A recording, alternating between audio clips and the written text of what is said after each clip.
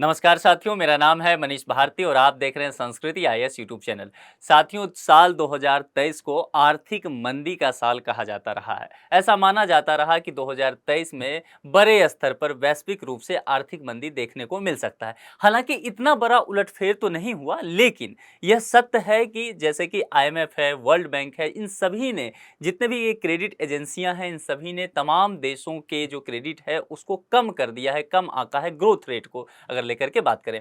उसमें सबसे बड़ा योगदान चीन का है। अगर चीन को देखें तो कहीं न कहीं आप कह सकते हैं कि चीन पूरी दुनिया की अर्थव्यवस्था को चलाता है, सुचारू रूप से चलाने में वह केंद्र में आ जाता है, ठीक है? लेकिन यहाँ पर अब बात यह की जा रही है कि चीन की भी आर्थिक स्थिति बहुत अच्छी नहीं है। तो अब प्रश्न यह उभर करके आता है कि चीन में यदि आर्थिक मंदी आ जाता है और 2023 का उत्तरार्ध हम कह सकते हैं, या साल जो है अब 2-3 महीने बचा है, खत्म होने वाला है।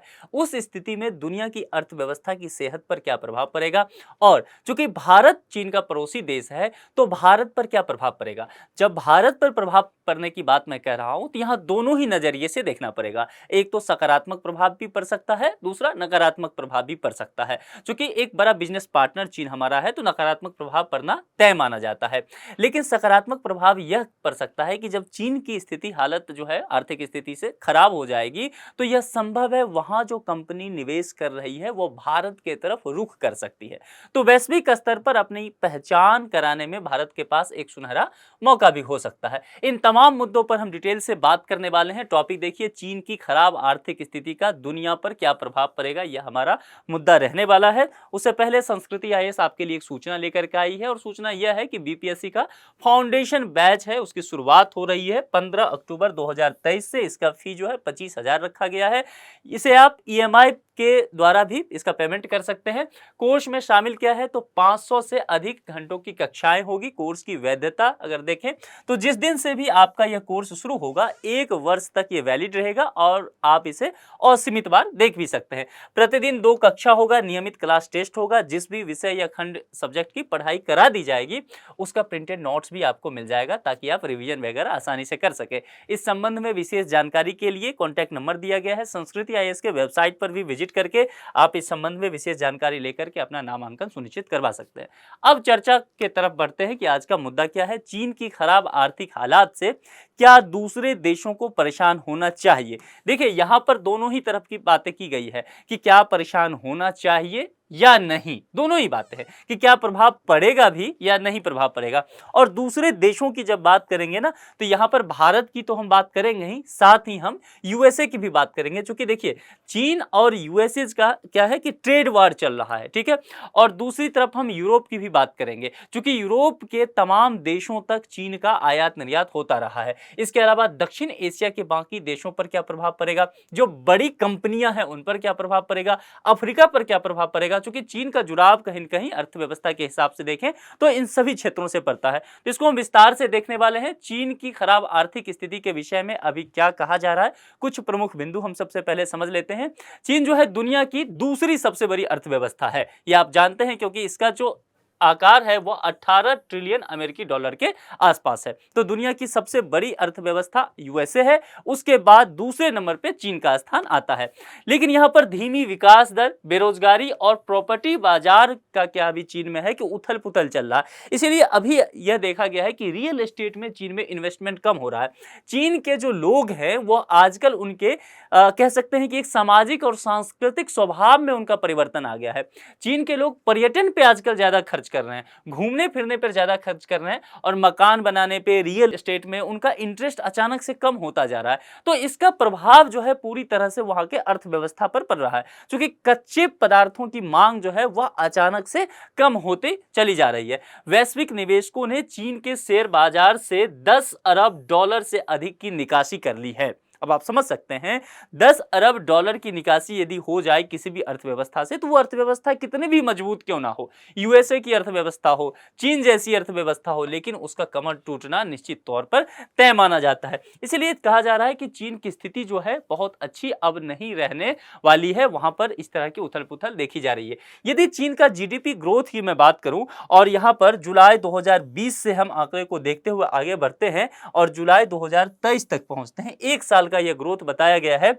यदि आप देखें तो यहाँ पर देखेंगे जनवरी 2021 के हालात देखेंगे तो यहाँ पर आपको ग्रोथ बहुत अच्छा देखने को मिलेगा, ठीक है। लेकिन इसके बाद देखेंगे तो यहाँ पर आपको ग्रोथ लगातार इसका कम होता हुआ नजर आ रहा है। हालांकि 23 में यहाँ पर थोड़ा सा पिछले मुकाबले जनवरी 2023 के मुकाबले जुलाई 2023 में थोड़ा सा ग्रोथ देखने को ज्यादा जरूर मिला है, लेकिन इसके बाद यहाँ पर यह आशंका जताई जा रही है कि यहाँ से 2023 के बाद जब यह ग्राफ बढ़ता है तो 2027-28 तक जाते जाते चीन की स्थिति जो है जीडीपी के मामले में बहुत खराब होने वाली है। यदि आप ग्रोथ चैलेंजेस की बात करें तो 2022 में अगर स्थिति यहां पर देखेंगे, रियल जीडीपी ग्रोथ यहां पर बताया गया है परसेंटेज में, तो इसको देख लीजिए। यहां पर अगर देखेंगे 2022 में तो तकरीबन कह सकते हैं कि 3% के आसपास इसका रियल जीडीपी ग्रोथ है।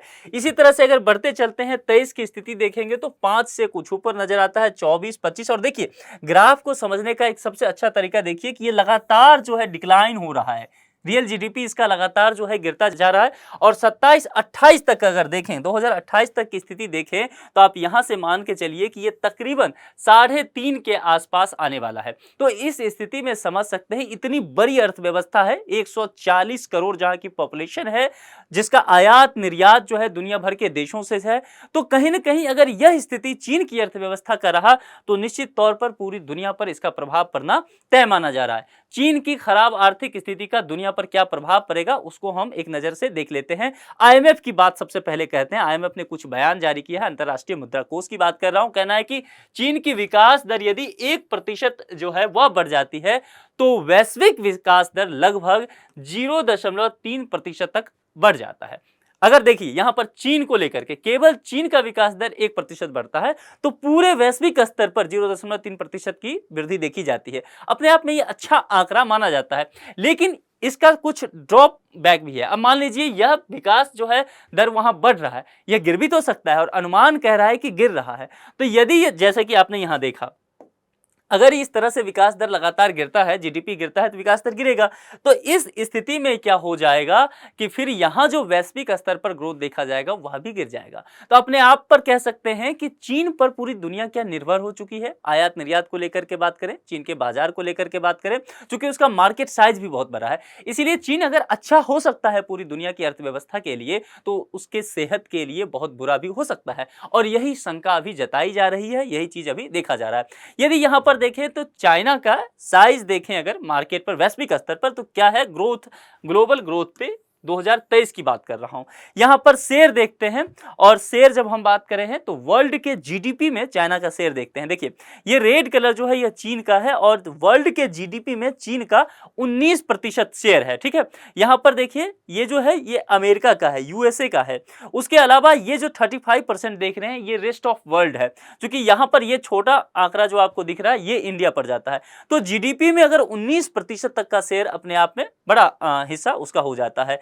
और वर्ल्ड ग्रोथ में अगर चाइना का आंकड़ा देख लें, 2023 की बात कर रहा हूं, तो यहां पर 30% उसका आंकड़ा पहुंच जाता है। और यहां पर अगर रेस्ट ऑफ वर्ल्ड की बात करें तो 48% पर पहुंचता है। जहां जीडीपी के लिहाज से अमेरिका का देखेंगे तो 23% है, वहीं पर अगर आप देखेंगे ग्रोथ का वैश्विक स्तर पर तो केवल 9% पर यूएसए आ जाता है। यानी कि आप समझ रहे हैं कि पूरी दुनिया जो है कहीं ना कहीं यहां पर चीन के इर्द गिर्द घूम रही है। पूरी दुनिया का विकास दर जो है 2023 की स्थिति तो कम से कम यही कहता हुआ नजर आ रहा है। और अगर यहां से झुकाव होता है, डिक्लाइन होता है, ग्रोथ रेट कम होता है तो निश्चित तौर पर पूरी दुनिया बड़ा हिस्सा जो है 30% यही शेयर कर रहा है, तो जाहिर सी बात है गिरावट भी इसके साथ पूरी दुनिया में देखा जाएगा। यही आशंका बना हुआ है। अमेरिकी क्रेडिट रेटिंग एजेंसी फिच के बारे में आप जानते ही हैं, इसके बारे में थोड़ा सा डिटेल से पढ़ लीजिएगा, क्योंकि एजेंसी वगैरह के बारे में यूपीएससी पूछते रहती है और आजकल यूपीएससी थोड़ा फैक्चुअल भी हो रही है, तो कोई ठीक नहीं है यूपीएससी यहां से प्रश्न निकाल ले। तो फिच के बारे में थोड़ा सा पढ़ लीजिए। चीन की मंदी का वैश्विक विकास पर प्रभाव क्या पड़ेगा इसको लेकर के इसने बात की है और इसने कहा है कि 2024 में पूरी दुनिया के लिए आर्थिक विकास के पूर्वानुमान को कम कर दिया गया है। चीन के हालात देखते हुए मैंने पहले ये ग्राफ दिखाया है कि किस तरह से दिख रहा है कि 2023 के बाद 24 में यहां पर गिरावट नजर आएगा। रियल जीडीपी की बात करें तो इसको देखते हुए पहले ही यहां पर क्या कर दिया गया, फिच ने 2024 में पूरी दुनिया की जो आर्थिक विकास का पूर्वानुमान था उसको उसने कम कर दिया है। तो यहां से फिर चिंताएं अब शुरू हो गई है।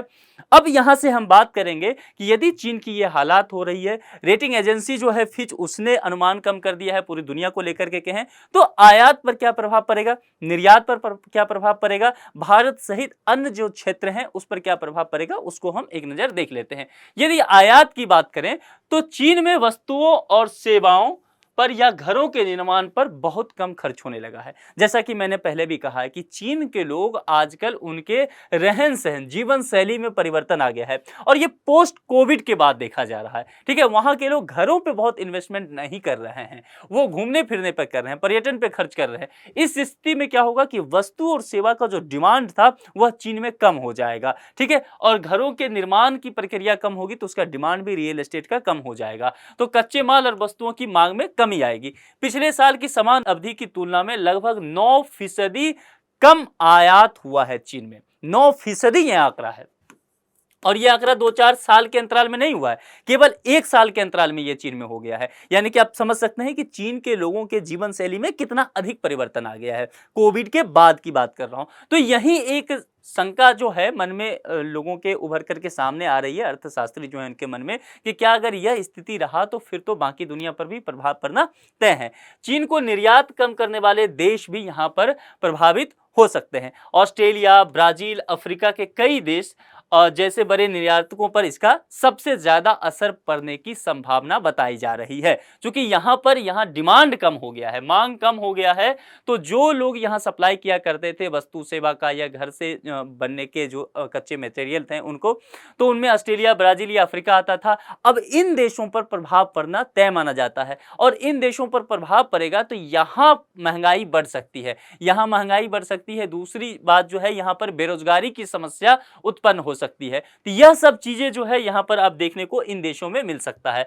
चीन को भेजे जाने वाले लौह या तांबे के अयस्क जैसी वस्तुओं की मात्रा में कमी आई है। अब इसके प्रभाव से क्या होगा कि जहां जहां से जिन जिन देशों से लौह या तांबे के अयस्क चीन लेता था वहां इस तरह की समस्या बननी तय हो जाएगी। जैसे कि ऑस्ट्रेलिया हो गया, दक्षिण अमेरिका और अन्य देशों के खनिज पर प्रभाव पड़ेगा, वहां के रोजगार पर प्रभाव पड़ेगा, वहां निवेश पर भी प्रभाव पड़ जाएगा, वहां का इंफ्रास्ट्रक्चर बेहतर नहीं हो पाएगा और फिर आफ्टर ऑल क्या होगा, वहां की आर्थिक स्थिति खराब होनी तय मानी जा रही है। और विश्व के कुल स्टील, कोयला तथा कॉपर का आधा हिस्सा चीन द्वारा आयात होता है। ठीक है, लेकिन अगर मांग में गिरावट हो गया, अब आधा हिस्सा आप कह रहे हैं कि चीन द्वारा आयात हो जाएगा, चीन को जरूरत है इंफ्रास्ट्रक्चर डेवलप करने के लिए, लेकिन जब इन चीजों के मांग में ही कमी हो गया है, चीन को स्टील चाहिए ही नहीं, कोयला चाहिए ही नहीं या कॉपर की मांग में कमी हो जाएगी, तो जाहिर सी बात है इसके मांग में कमी हो जाने की वजह से इन सब चीजों के कीमतों में असर पड़ेगा। और असर क्या पड़ेगा, तो कीमत में गिरावट आ जाएगी। गिरावट क्यों आ जाएगी, पूरा इकोनॉमी डिमांड और सप्लाई पे चलता है, तो डिमांड ही कम है और जरूरत से ज्यादा चीजें अब हो गई है बाजार में, तो जाहिर सी बात है उसका मूल्य जो है वह कम हो जाएगा। अन्य देशों से चीन को निर्यात कम होने से नौकरियों पर भी प्रभाव आएगा। जैसा कि मैंने पहले कहा कि बेरोजगारी की स्थिति अब यहां देखने को इन देशों में मिलेगी, चाहे वो ऑस्ट्रेलिया हो, चाहे वो दक्षिण अमेरिका हो जाए या फिर अन्य देश जो ब्राजील हो जाए, अफ्रीका के देश हो जाए, इन सबों पर इसका प्रतिकूल प्रभाव पड़ना तय माना जा रहा है। चीन द्वारा कारों की खरीद में भी कटौती की जा रही है। चीन के लोगों का, जैसा मैंने कहा, जीवन शैली बदल गया, अगर वो घर ही नहीं ले रहे हैं तो गाड़ी भी लेना नहीं चाहेंगे।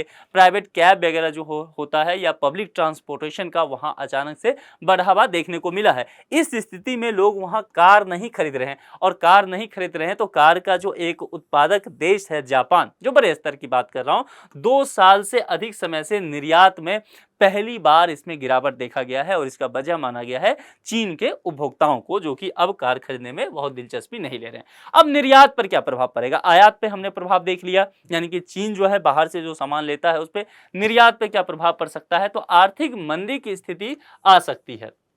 यानी कि ये शंका अब जताई गई है, जो 2023 के साल को आर्थिक मंदी की साल कहा जाता था, अभी भी 2-3 महीने है। तो विश्व भर में महंगाई तो बढ़ी है। अगर आप यूरोप की स्थिति देखेंगे, आप यूएसए की स्थिति देखेंगे, आप भारत की भी स्थिति देखेंगे, तो महंगाई बढ़ी है। तो उस लिहाज से कहा जा रहा है कि संभव है आने वाले 2-3 महीनों में 2023 बीतते-बीतते आर्थिक मंदी हम लोग देख सकते हैं। दुनिया भर में भेजे जाने वाले सामानों की कीमतें यहाँ पर कम हो सकती है और कम होती जा रही है। अमेरिका और ब्रिटेन जैसे भी उच्च मुद्रास्फीति से जूझ रहे देशों को ये लाभ हो सकता है। ये निर्यात के दृष्टिकोण से है, समझ लीजिए। यहाँ जो कीमतें कम होने की बात कर रहा हूं, ये निर्यात के दृष्टिकोण से है, आयात इसमें शामिल नहीं है। आयात में महंगी हो जाएगी, ठीक है। अन्य देशों को निर्यात कम होगा। सस्ता चीनी सामान अगर नहीं मिलता है तो व्यापारियों को नुकसान हो जाएगा, ठीक है। जैसे कि भारत में मान लेते हैं, भारत में इलेक्ट्रॉनिक्स आइटम जो होता है उसका एक बड़ा हिस्सा चीन से आता है निर्यात होकर के, ठीक है। यानी कि चीन निर्यात करता है, भारत आयात करता है। तो अब यहां पर समझ लीजिए, चीन अगर अन्य देशों को निर्यात कम कर देता है, क्योंकि वहां पर प्रोडक्शन हो ही नहीं रहा है, वो कच्चा माल नहीं ले रहा है बाहर से, प्रोडक्शन कर ही नहीं रहा है, तब यहां पर क्या होगा, निर्यात अचानक से कम हो जाएगा। जब निर्यात कम हो सकता है तब यहां पर किसको असर पड़ेगा, भारतीय व्यापारियों को। उनके पास जो है सस्ती चीजें जो चीन से मिल जाता था वो नहीं मिल पाएगा, इलेक्ट्रॉनिक्स आइटम। उस स्थिति में भारतीय बाजार में जो सामानों की कीमत है वह अत्यधिक बढ़ जाएगी, और ऐसे हालात जो है अन्य देशों के साथ हो सकता है। तो पूरी दुनिया में यहां पर चीन के द्वारा सप्लाई कम कर देने से महंगाई बढ़ सकती है, इसकी आशंका लगाई जा रही है। आवश्यक सामग्रियों में कमी होने से मूल्यों में वृद्धि हो सकती है, इस बात की पूर्वानुमान अभी लगाया गया है। अब यहां से हम पढ़ते हैं, जब हम आयात और निर्यात पर प्रभाव देख लिए, हमारे लिए यह जानना लाजमी हो जाएगा कि बड़ी कंपनियों पर क्या प्रभाव पड़ेगा। क्योंकि देखिए, चीन में जितनी भी बड़ी कंपनी है दुनिया की, जो है बड़ी बड़ी, जैसे कि एप्पल हो गया आपका, ये वॉक्सवैगन हो गया, बर्बेरी हो गया, ये सभी कंपनियां जो है वहां अपना प्लांट लगाई हुई है। तो इस स्थिति में उस कंपनियों पर भी उसका प्रभाव देखने को मिलेगा। जैसे कि अभी मैं आपको एक उदाहरण के माध्यम से समझाता हूं। आईफोन 15 अभी लॉन्च हुआ है, ठीक है। अभी एक फोटोग्राफ्स आया है चीन से, जहां पर आईफोन 15 के लिए लोग जो है लंबी कतारों में खड़े हुए हैं, ठीक है। बहुत भीड़ लगी हुई है।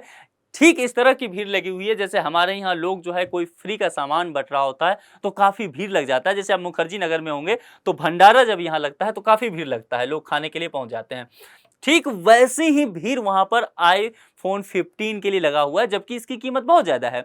अब ये समझ लीजिए कि वहां पर यदि इसका डिमांड कम हो जाए, वहां की आर्थिक हालात जो है वह खराब हो जाए, तो यह जो कंपनी है एप्पल, क्या इस पर प्रभाव नहीं पड़ेगा? निश्चित तौर पर प्रभाव पड़ेगा। जबकि 140 करोड़ की आबादी वहां है, मार्केट साइज बड़ा है, तो वहां पे खपत भी ज्यादा होता है, इनका प्लांट वहां पे है, लेकिन इसके बावजूद भी इस पर बहुत ज्यादा प्रभाव देखने को मिलेगा। देखिए, सीधी सी बात है कि अगर फायदा ज्यादा हो रहा है अच्छी स्थिति होने पर, तो अर्थव्यवस्था का जब नुकसान होगा, अर्थव्यवस्था में गिरावट आएगी, उन कंपनियों को या उन देशों को नुकसान भी अधिक झेलना पड़ेगा। सीधी सी यह मैथमेटिक्स की बात है।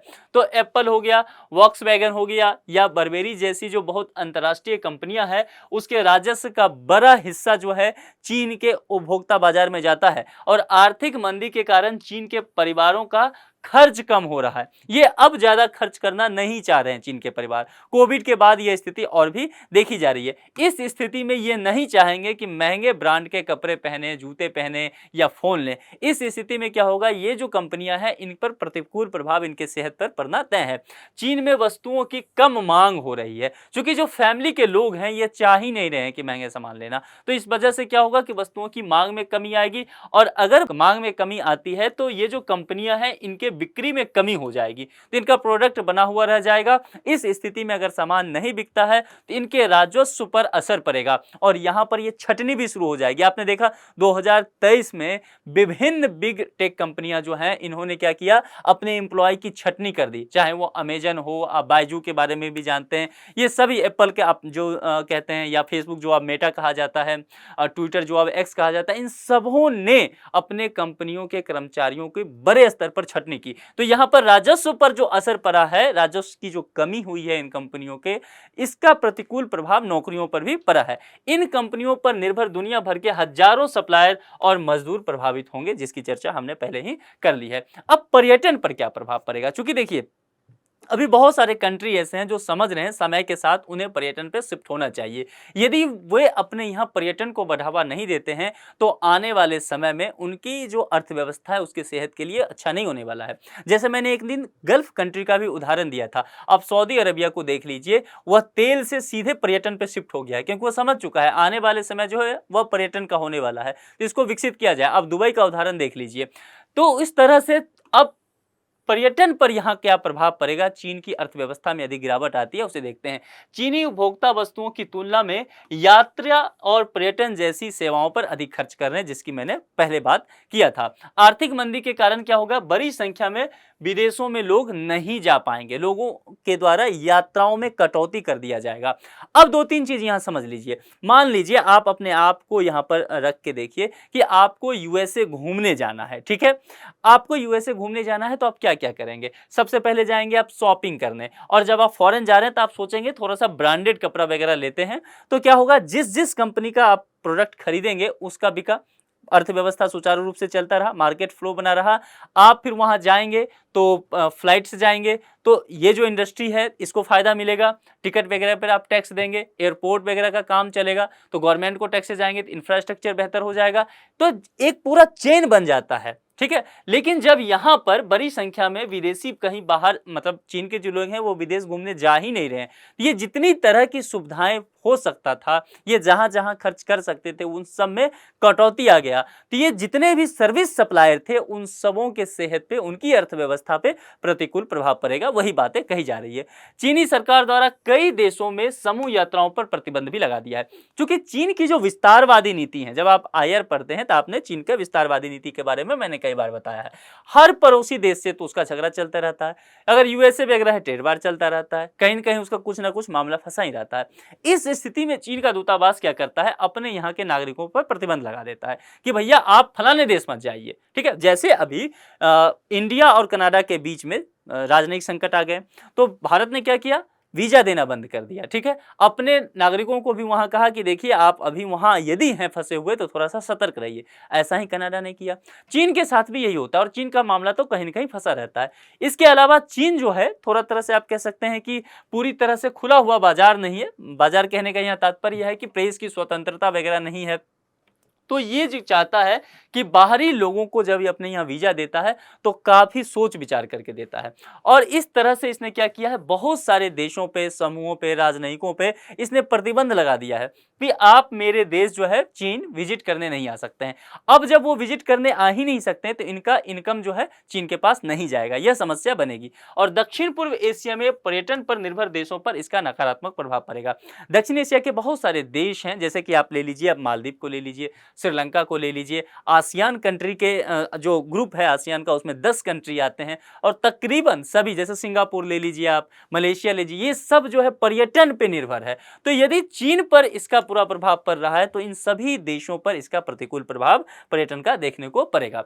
अब यहाँ पर एक महत्वाकांक्षी परियोजना की हम बात करेंगे जो कि चीन के राष्ट्रपति शी जिनपिंग का एक महत्वाकांक्षी परियोजना माना जाता है, जिसे कहा गया है बेल्ट एंड रोड परियोजना। इस पर क्या प्रभाव पड़ेगा, देखिए, चूंकि पीछे 2013 से इसकी शुरुआत हुई थी।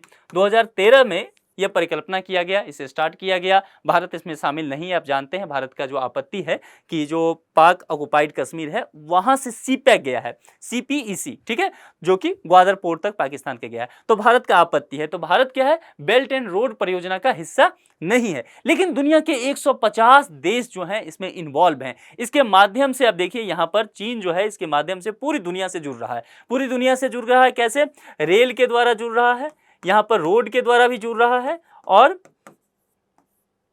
पानी के द्वारा भी जुड़ रहा है, ठीक है।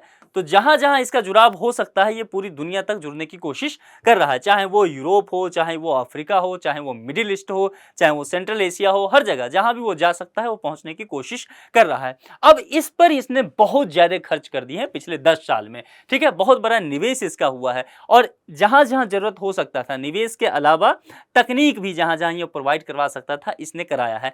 अब यदि चीन में आर्थिक समस्या आ जाता है तो ये जो परियोजना चल रहा है पूरी दुनिया भर में, इस पर प्रभाव पड़ेगा। और यह परियोजना जो है इसमें वो BOR, इसमें चीन तो निवेश कर ही रहा है, साथ ही साथ जिस देश में ये निवेश कर रहा है उस देश को भी तो निवेश करना पड़ेगा उस प्रोजेक्ट में। तो जब चीन ही पीछे हट गया तो उस देश का फंडिंग का क्या होगा? वह देश जो अभी तक पैसा लगा चुकी है, निवेश कर चुकी है, उसकी हालत क्या होगा? तो चीन के पास तो मान लीजिए पैसा है भी, लेकिन बाकी जो छोटे देश हैं उनकी स्थिति क्या होगी? जैसे कि मैं उदाहरण के तौर पे पाकिस्तान को बताता हूं। पाकिस्तान में भी ज्वाइंट कमेटी की मीटिंग हुई थी, ठीक है, और CPEC को लेकर के मीटिंग हुआ।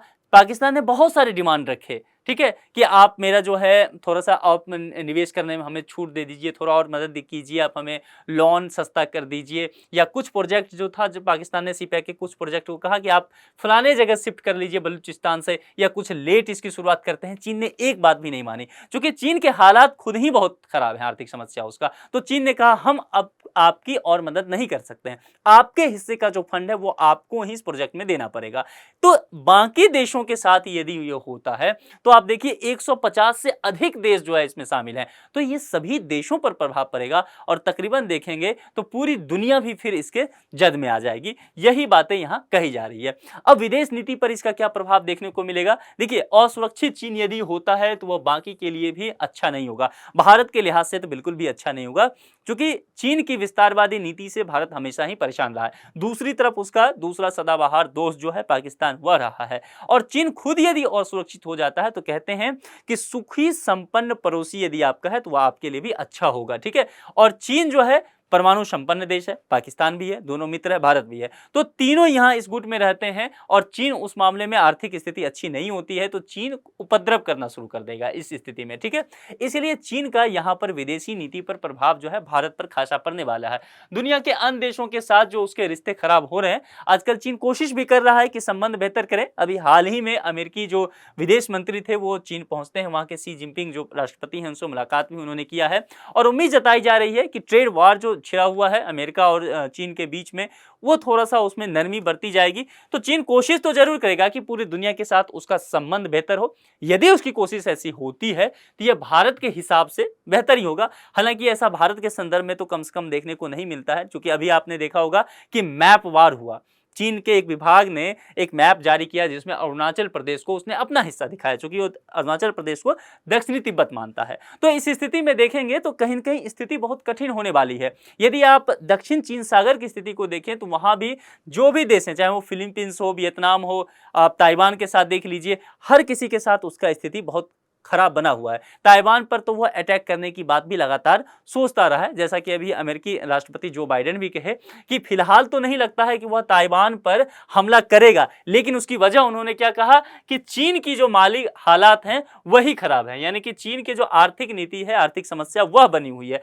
तो आर्थिक समस्या बनी हुई है, इसीलिए ये ताइवान पर अभी हमला नहीं कर सकता है। मतलब यदि हम अमेरिकी राष्ट्रपति जो बाइडेन के जो बयान हैं उनका विश्लेषण करें तो वे यही कहना चाहते हैं, लेकिन यदि स्थिति ठीक हो जाता है तो फिर ताइवान के साथ मामला और फंस सकता है। तो बहुत तरह की बातें हैं, विदेश नीति में काफी परिवर्तन देखने को मिल सकता है। क्या वैश्विक अर्थव्यवस्था प्रभावित होगी? अब प्रश्न यहां पर आता है। देखिए, कुछ अर्थशास्त्रियों का कुछ अलग मत है, वहीं कुछ एक वर्ग के अर्थशास्त्री हैं उनका कुछ अलग मत है। क्या क्या मत है? तो चीन की खराब आर्थिक स्थिति से आर्थिक मंदी की संभावना जो है, कुछ अर्थशास्त्री कह रहे हैं कि देखिए आप ना ये बढ़ा चढ़ा के कर रहे हैं कि चीन में आर्थिक मंदी आ जाएगी तो दुनिया पर बहुत प्रभाव पड़ने वाला है।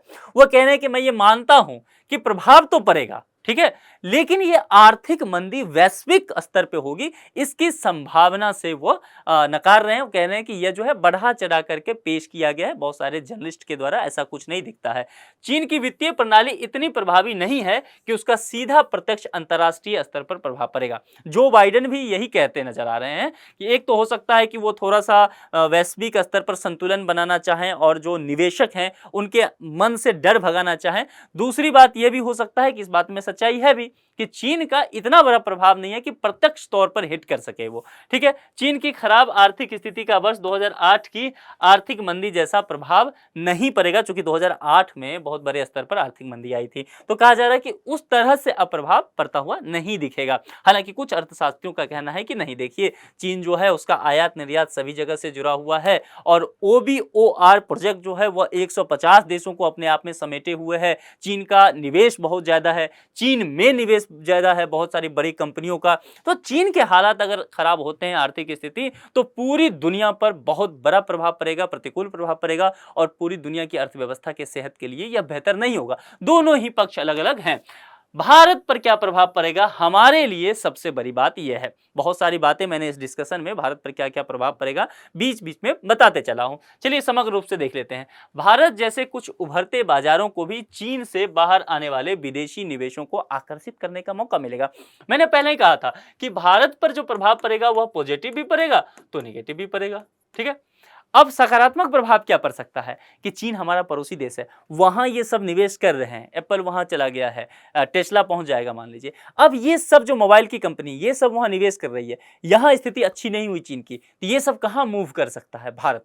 अब भारत को यहाँ पर अपने यहाँ पॉलिसी मेकिंग अच्छी करनी पड़ेगी, इंफ्रास्ट्रक्चर अच्छा करना पड़ेगा ताकि हम इन बड़े निवेशकों को आकर्षित कर सके। नहीं तो ये लोग क्या करेंगे, चीन से निकलेंगे और वियतनाम पहुंच जाएंगे, और यही हो रहा है, वो सिंगापुर पहुंच जाएंगे। तो इससे बेहतर है कि हम अपने यहाँ इंफ्रास्ट्रक्चर बेहतर कर लें, हम अपने यहाँ जो ईज ऑफ डूइंग बिजनेस की बात हमारे प्राइम मिनिस्टर कहते हैं, हम उसको और बेहतर ढंग से करें, चरितार्थ कर लें, ताकि ये सारे निवेशक जो है हमारे पास आ जाएं। भारत के लिए वैश्विक स्तर पर चीन का विकल्प बनने का अवसर होगा निश्चित तौर पर, क्योंकि वहां से निकलेंगे तो हम कह रहे हैं कि हम बढ़िया इंफ्रास्ट्रक्चर देंगे। दूसरी बात, हमारे यहाँ लोकतंत्र है, और सबसे अहम बात क्या है कि किसी भी देश में निवेश जो है ना, निवेशक यह भी देखता है कि राजनीतिक स्थिरता कितनी है। तो भारत के लोकतंत्र की स्थिति देखेंगे तो यहाँ पर सत्ता जो है बिल्कुल ही स्मूथली कन्वर्ट हो रहा है, एक हाथ से दूसरे हाथ में जा रहा है। तो यहाँ की राजनीतिक स्थिरता बहुत अच्छी है। यही चीज पाकिस्तान के साथ नहीं है। अपने निर्माण के बाद अभी तक एक भी प्रधानमंत्री पाकिस्तान का 5 साल का कार्यकाल नहीं पूरा कर पाया है, और भारत के साथ ये बहुत अच्छी स्थिति है। तो यहाँ पर निवेशक जो है भारत को एक विकल्प के रूप में देखेंगे चीन का। वैश्विक आपूर्ति में अपनी हिस्सेदारी बढ़ाने का भारत के लिए ये अवसर है। जिस तरह के मैंने बताया आपको कि चीन का वैश्विक स्तर पर जो है 30% तक का ग्रोथ रेट में हिस्सेदारी है, तो भारत जो है, और भारत का बहुत कम हिस्सा है, तो भारत भी अपनी यहाँ पर हिस्सेदारी बढ़ा सकता है। विदेशी कंपनियां चीन की जगह भारत में निवेश कर सकती है। जैसा कि हमने पहले ही कहा है, चीनी मुद्रा कमजोर यदि हो जाती है तो क्या होगा। यदि चीनी मुद्रा कमजोर होती है तो चीन से आयात सस्ता हो जाएगा, और चीन से आयात सस्ता होगा तो भारत में चीन के उत्पादों की डंपिंग हो जाएगी, और यदि चीन के उत्पादों की डंपिंग होती है जिसके लिए वो जाना भी जाता है, तो फिर भारतीय कंपनियों को यहाँ पर नुकसान देखने को मिल सकता है। ये जो है नेगेटिव प्रभाव इसका निश्चित तौर पर पड़ता आएगा। और वहां पर यदि समझ लीजिए कि उत्पादन ही कम हो जाए, जैसा मैंने पहले भी कहा था कि यदि उत्पादन कम होने लग जाए तो वहां पे जो इलेक्ट्रॉनिक्स आइटम वगैरह हमारे पास आता है तो वह फिर महंगा हो जाएगा। तो हमारे यहाँ जो निवेशक आते हैं या फिर जो हमारे यहाँ के व्यापारी हैं वहां से परचेज करेंगे, जब वहां से आयात करेंगे सामानों का, तो यहाँ पे प्रोडक्ट का दाम बढ़ जाएगा। तो रोजमर्रा की जो चीज़ें हैं जिसका हम इस्तेमाल करते हैं, या फिर जैसे टीवी हो गया, फ्रिज हो गया, मोबाइल हो गया, घड़ी हो गया, इलेक्ट्रॉनिक्स बाकी आइटम्स वगैरह देखेंगे तो इन सबों की कीमत जो है अचानक से बढ़ सकती है। तो भारत पर भी इसका दोनों तरह का प्रभाव पड़ सकता है। चलिए अब इस मुद्दे पर एक संभावित प्रश्न है, और प्रश्न जो है प्रीलिम्स के स्तर का है। इसका जवाब मैं नहीं दिया करता हूं, क्योंकि आप लोग बेहतर जवाब दे रहे हैं। चीन के संदर्भ में निम्नलिखित कथनों पर विचार कीजिए, और सीधे विचार नहीं करना है, यहां देखना है कि कमांड क्या है, कौन सही है, इस तरह की बातें की गई है। 3 स्टेटमेंट है। चीन दुनिया की दूसरी सबसे बड़ी अर्थव्यवस्था है, हमने इस टॉपिक पर चर्चा किया है। दूसरी बात है, अंतर्राष्ट्रीय मुद्रा कोष के अनुसार चीन की विकास दर में 1% यदि वृद्धि होती है तो वैश्विक विकास दर में लगभग 0.3% वृद्धि हो जाती है। ये जो है IMF का स्टेटमेंट है या नहीं है, हमने बात किया है। अब देख लीजिएगा, बेल्ट एंड रोड परियोजना केवल चीन में सड़क और पुल बनाने से संबंधित एक परियोजना है। जब भी प्रीलिम्स का क्वेश्चन सॉल्व करें और आपके पास इस तरह के शब्द आए, केवल, किंतु, परंतु, तुरंत रुक जाइए और ध्यान से उस स्टेटमेंट को फिर से पढ़िए। बेल्ट एंड, चूंकि ये जो स्टेटमेंट है ना, आपको लगेगा कि एकदम सही है, लेकिन वहां कुछ ना कुछ प्रॉब्लम हो सकता है, तो इसको देख लीजिए। बेल्ट एंड रोड परियोजना केवल चीन में सड़क और पुल बनाने से संबंधित एक परियोजना है। इसको ध्यान से देख लीजिएगा। 3 में से कौन सा सही है उसके आधार पर यहाँ पर 4 विकल्प दिए गए हैं। चारों विकल्प में जो भी सही लगे उसका सही चयन करके कमेंट बॉक्स में आप जवाब लिख दीजिए। इस लेक्चर में इतना ही रखते हैं। किसी दूसरे लेक्चर में किसी दूसरे मुद्दे के साथ मुलाकात होगी। अपना ख्याल रखिए। Thank you.